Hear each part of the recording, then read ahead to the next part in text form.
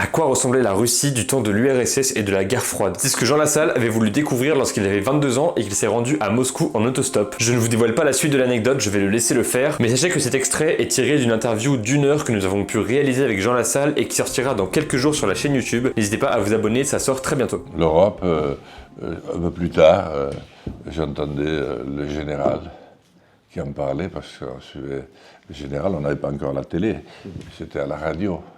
Enfin, j'ai fait des voyages précoces assez tôt. Mes parents ont eu une totale confiance en moi, bien qu'étant quand même indispensable aux travaux de la ferme. Je suis rendu à Moscou parce que c'était un peu plus tard, 20 ans, 21, 22, je ne sais pas quel âge, 22, oui, j'étais déjà maire et conseiller général. Si j'avais été berger, j'aurais pas pu partir. C'est mon frère, Julien, qui avait pris la suite. Donc 22, 23 ans, je l'ai fait en autostop. Jusqu'à Moscou? Oui.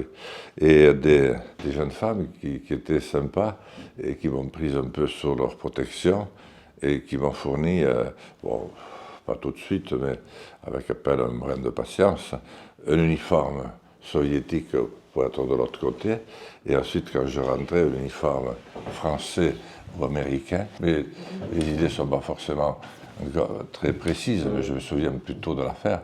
Mais après, je laissais le costume soviétique dans une petite guérite. C'était bien convenu avec les dames qui m'avaient laissé passer. Et puis après, je n'avais pas eu besoin. J'avais un passeport. J'étais pris en autostop par des travaux qui n'allaient pas très vite. Enfin, elles allaient plus vite qu'à pied. Et voilà. Parce que j'avais vu un film, Hiroshima, mon amour, avec une copine, la bombe atomique. Et j'étais ennuyé par ça, je voulais voir, donc je me suis dit, pour aller voir les soviétiques, au moins c'est pas la peine de traverser la mer, il faut y aller. Ouais. Plus tard j'étais à Washington pour me rendre compte, mais là, il m'a fallu une embarcation quand même. Voilà. Vous voulez voir la bombe atomique à Moscou? Non, je ne voulais pas voir, je voulais voir quel était l'état à quoi ressemblaient ces gens. Et alors? Qui a priori s'apprêtaient à nous envoyer une bombe atomique, mais j'ai trouvé l'URSS, j'ai trouvé Moscou tel qu'on le décrivait. Je pense que j'ai dû y aller à peu près en même temps que Gilbert Bécaud, parce que je l'ai entendu assez rapidement chanter « Il avait les cheveux blancs, mon guide, Nathalie ».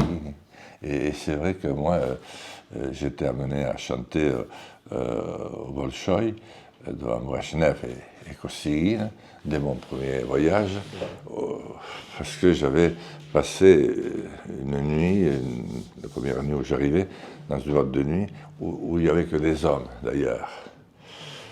Ce n'est que le matin, en sortant, que je me suis rendu compte que les dames étaient de l'autre côté du hall, à 30 mètres. Enfin bon. Et puis là, à force d'essayer la vodka un petit peu, et puis je ne sais pas comment s'appelle l'autre breuvage, j'ai tenté, parce que je savais que les Russes aimaient ça. Un jour Laurent, quand tournera le vent. Du coup, on est sortis, ils m'ont fait signe de les suivre. Ils parlaient le français aussi bien que moi le russe. Donc pas du tout. Et alors j'ai attendu, moins de 37, et ça virait au moins de 42 degrés pendant la nuit, quoi. Et voilà, j'ai attendu, puis ils sont revenus avec une dame. Je vous embête 2 secondes pour vous dire que si vous trouvez que cette vidéo est bien réalisée, vous trouverez le lien vers tout notre matériel dans la description. À ce propos, vous trouverez aussi un lien vers notre Tipeee pour nous faire des dons directement, si jamais vous en avez envie. Je vous embête pas plus, et je vous remets la vidéo. Qui avait effectivement les cheveux blonds aussi.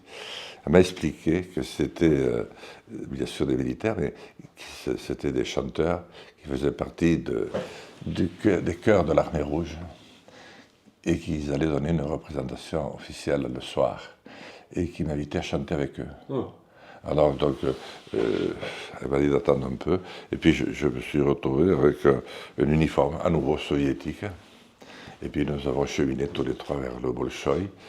Je suis passé devant le Kremlin, que je n'ai pas pratiquement, il était recouvert de neige, donc je ne reconnaissais que les donjons, enfin, etc. Puis le Bolchoï.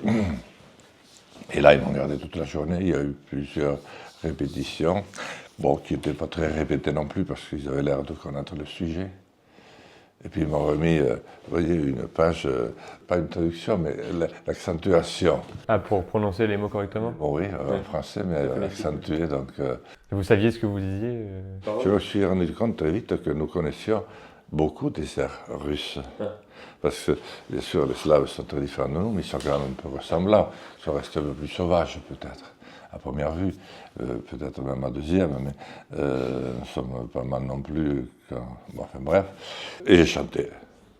Voilà. Donc il n'y en avait que 2 ou 3 que je n'ai pas su chanter, mais on m'avait dit, ce que tu ne connais pas, tu fais semblant de chanter.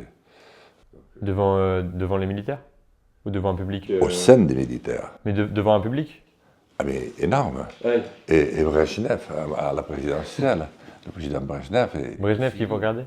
Oui, et que nous avons été salués d'ailleurs.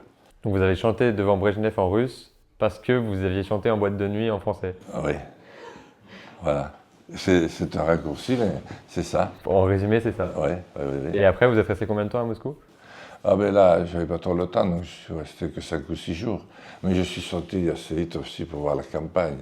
Et là, j'ai trouvé que c'était quand même assez en retard, quoi. Je comparais par rapport au retard de chez nous. Oui. Moi, j'étais en plein retard déjà. Il n'y avait pas de télévision, il n'y avait pas de route, il n'y avait pas de... bon, c'était un retard assez attardé. Il y avait le tracteur qui arrivait peut-être? Ah non, il n'y en avait pas. Il n'y en avait toujours pas? Mais il n'y en avait pas non plus là-bas aucun. Hein. Ouais.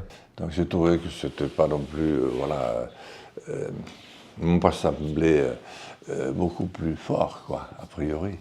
Par contre, en imaginant un peu les grands espaces, je me suis dit que peut-être que Napoléon et Hitler avaient quand même été imprudents. Par contre, je me suis dit, si jamais ils envoient une bombe, ou si les Américains l'envoient, ils ont peu de chances de toucher Moscou.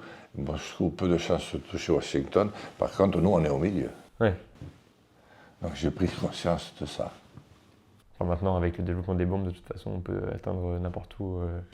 C'est loin quand même. Ouais, c'est loin. Il faut une grande précision quand même. Vous y êtes allé l'hiver à Moscou? Oui, parce que j'avais pas eu le temps avant. Et le voyage, c'était, enfin, l'autostop pendant l'hiver, ça allait? Oui, ça allait. Il fallait attendre un peu, quoi, parce que c'était quand même pas la place de l'Arc de Triomphe. Hein. C'était un peu plus espacé. Merci beaucoup d'avoir regardé cette vidéo et pour voir l'entretien complet avec Jean Lassalle que nous avons réalisé, n'hésitez pas à vous abonner, ça sort dans quelques jours. À bientôt!